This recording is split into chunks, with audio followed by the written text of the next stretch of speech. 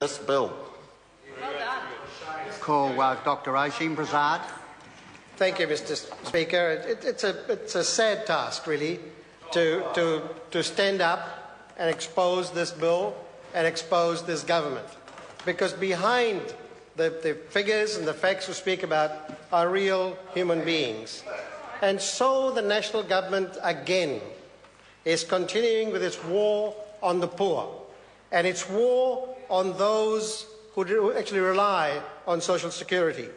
We've heard impassioned statements from this side of the House, and there's nobody from that side of the House who's taken a full call, Mr. Speaker, to actually defend, apart from this, the Minister, to actually defend the provisions of this bill, because they can't, because they don't believe in it, or because they know when they speak they will expose the very criticism that Jacinda Ardern directed towards that side. And Melissa Lee was the case in point. Case in point. And Tim Beckendow has just done that again. It's all about this fraud. And the attitude to those on benefits by those members, I'll include Mike Sabin in that as well. I don't think the member does care about them because of the language the member uses to describe them. The government really, Mr. Speaker, has made it a virtue to appear tough and to make life as difficult as possible for those who rely on social security through that period in their lives when there's nothing else for them to rely on. That's the entire means for them to fend for themselves and their family. And the national government has waged this war on the poor and on those on social security right from its inception in 2008. This government, Mr. Speaker, has convinced itself, satisfied itself, consistent with its particular ideology, that beneficiaries should be presumed guilty until they are found to be innocent. That is what they talk about. That is what Mr. Sabin talks about. I've heard Mr. Sabin on many occasions. The only person from that side that I might exempt from this is Alfred Ngaro, because Alfred Ngaro has actually worked with this group. He actually has seen what battered women do, safeguarding their children on the benefit and doing the best they can to keep the house warm, to keep the house clean, to look after those children and protect themselves. Because that man has seen that, and I don't expect him to have the punitive approach to the beneficiaries that all of the others who have spoken have taken so far. But the government's entire attack on those on social security is anchored on the one concept, Mr. Speaker, and this is the concept of welfare dependency. And what welfare dependency, that term does, it actually pathologizes the problem to the individual. It's actually saying, you are dependent, it's your fault, and we're going to have to fix you. When everything we know is that it is about an interdependent world in which we live. You know, members opposite might not remember, when people in Mosgiel lost their work, they did nothing. The factories closed down. They did not become bludgers overnight. But in fact, according to the definitions that the government members take, it was dependency. And therefore they pathologized their problem. And what they've done is they've gathered a whole bunch of information on the unemployed and on domestic purpose benefits and built a case around the length of time they are on those benefits, and therefore that's dependency. It's taken one more cynical step further in the recent research reported last week that the lifetime cost of beneficiaries is something like $67 billion. It's almost as if we're asking the mother whose child is born today, have you got the $150,000 it will cost you to take that child through to age 15 or 16? Then do we ask that question? No. But here the case is made for welfare dependency based on that kind of intellectual dishonesty. And we have a lot of intellectual dishonesty about many of these figures from that side of the House. They've actually convinced themselves, Mr. Speaker, that those who are unemployed prefer to stay unemployed and make little attempt to get a job. And the government actually feeds off that prejudice. And Jacinda and the others on this side of the House were absolutely right when they said, what are the messages out there about welfare reform? And Mr. Speaker, it is the message of these crooks that are going around using our taxpayers' money. We pay the money, they're stealing from us, they're committing fraud, we've got to get them. And they're all on drugs, and they're all cheats, and we're going to have to do all these nasty things to them. And that's the message out there. And the minister is quite two-faced about it. In the House is that language, a language of you know, we are backing, I think she uses that a lot, we are backing these people. Out there is that we will create a system that actually will reduce the bill.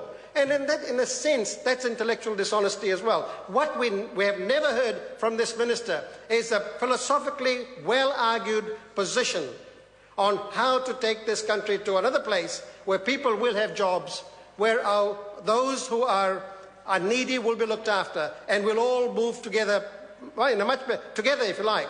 But no, that is not there. We divide and rule. Because in the end, where are the programs that this government has put together? The message in this bill is not that subtle.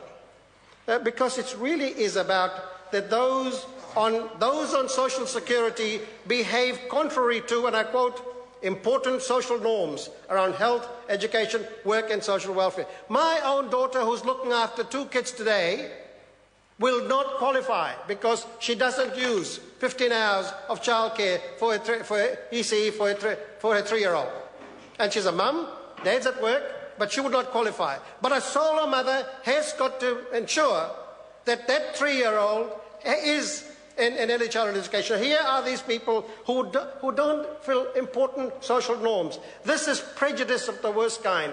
This is a punitive approach, and the minister does not like the term, but all of her welfare provisions are punitive. It blames somebody, it punishes somebody, it's not developmental. If the minister took a developmental approach, this side of the House would support her, because we know what that's like, and we know how difficult it is, and we know what needs to be done to put all of that together. But we do not get that from this government. They're not actually interested in that, and it's become this minister's badge of honour to be unnecessarily aggressive and unnecessarily punitive. It's almost as if there's something in that. Well, there isn't. Because once they've gone from this place, they are not remembered for those characteristics. What people are remembered for when they leave here, particularly those who have been in government, is the good they did. Is the way they used the best science, the best information to bring out the best results, particularly for our most vulnerable, but certainly for our families, which really is the driving force in our society. But here we know that this minister is the minister of distraction. Whenever John Key is in trouble, whether it was the water issue, whether it was the John Banks issue, what you do is you re-announce the policies again. Same thing, and we know it's a distraction.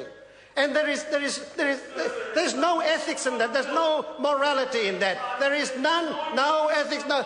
Mr. Sabin, that member talks about 9 years. In 9 years, we reduced child poverty. In your government's life just now, 260,000 children are in poverty. And where are the jobs? When will that member create them? Now, that member comes from a very poor part of New Zealand. I expect that member to understand and advocate for those families. He doesn't. He actually doesn't. He is part of the problem, as indeed that member's colleagues are part of the problem. These are the people I've worked with all my life. These are the people I know well. And these are the people Alfred Garrett knows well. And here we are screwing them down to the lowest common denominator. We call them the names that is the subtext of this bill. Mr. Sabin, have some, well, perhaps the member had better read that, and we'll debate every bit of this in select committee. But Mr. Speaker, there's nothing that's redeeming in this bill at all. This notion of an investment approach, that's the biggest, no, I better not use that term because it's unparliamentary. Load of rubbish I've heard. This is not an investment approach. We know what an investment approach are. And those business-oriented politicians from that side of the House has taken something out of the business world and applying that to human relations, believing that the country will understand. There is no investment.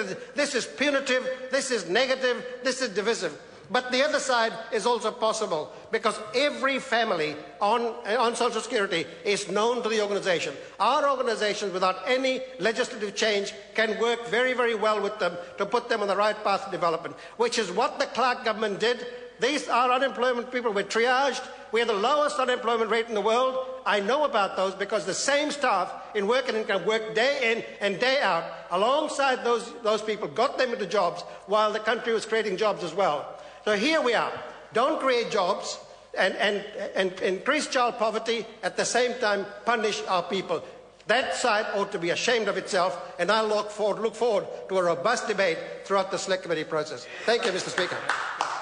Call Alfred Narrow. Mr. Speaker, I stand here today unashamed.